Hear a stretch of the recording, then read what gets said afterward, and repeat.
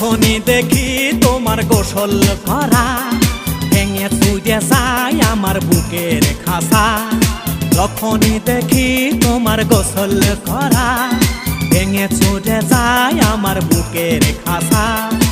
একা গোসল করার মজা হয় না ও সখিনা, কেন গোসলের সময় আমায় ডাকো না ও সখিনা, কেন গোসলের সময় আমায় ডাকো না।